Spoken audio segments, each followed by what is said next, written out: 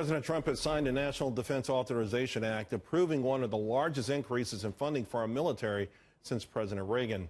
Some major benefits of this act include increasing the size of our force and approving a 2.4% pay raise for our troops. That's the largest in 8 years. Here now to discuss, Frank Gaffney, Center for Security Policy President and former Assistant Secretary of Defense, along with retired Marine Corps Gunnery Sergeant Jessie Jane Duff, who's currently a London Center Policy Research Fellow.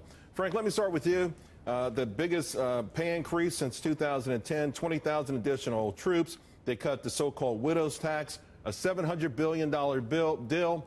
We know that our defense has been in deterioration for a long time. Can this sort of jumpstart a revival or a turnaround? I don't know if jumpstart is the right term. I think start us in the right direction, Charles, is more accurate. I think it's a significant down payment on what needs to be done, but we shouldn't be under any illusion. We've had the better part of 3 decades worth of, at best, benign neglect, and in the case of the Obama years, I think it was really a wrecking operation against our military. And you put on top of that the effects of a continuing effort to impose budget caps that will tie our defense spending to domestic spending, a completely arbitrary and I think reckless policy approach by the Congress, specifically the Democrats, but they're getting some help from some Republicans as well. And you've got a formula for our military remaining unready. The Heritage Foundation just recently has done a terrific study of this called the Index of U.S. Military Strength. They've rated all 4 of our services as either marginal or weak, right, in light of what's happened to them in terms of modernization as well as readiness and training. This is a nightmare, and it needs to be fixed. Well, Jessie Jane, we know a key component of all of this is the esprit de corps, if you will, which was certainly in a nosedive under President Obama.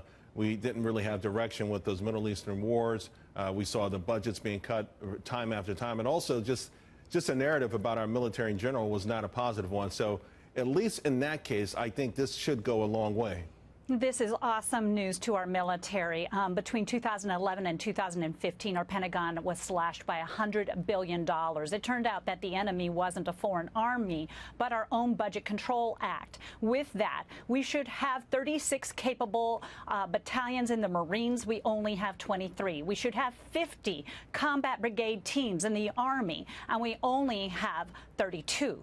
With that said, we're not capable, like Frank had indicated, we're marginally capable. And get this, the Marines and the Army were rated as weak. We cannot go and fight a war on 2 fronts. That devastates American interests. And with this, it's going to take time to rebuild. But at least we're jump-starting it. We need to get Congress to back this. How do we do that, Frank? I mean, do we use the success that we've had recently against ISIS and some of the other organizations? Because, to your point, there's a lot of resistance in Washington, D.C., about approving the sort of money that's needed.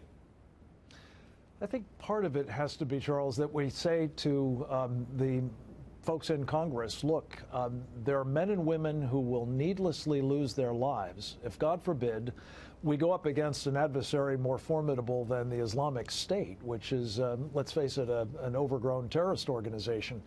This is a time when I think what a friend of mine, Donald Rumsfeld, used to say, weakness is provocative. We're up against now peer competitors in Russia and China, notably. Even the Iranians and North Koreans are posing increasingly formidable threats. Congress is on notice that they will be responsible for the deaths of, needless deaths of our servicemen and possibly a lot of others of us if this is not remedied right quick. Well, thank you both very much for your expertise.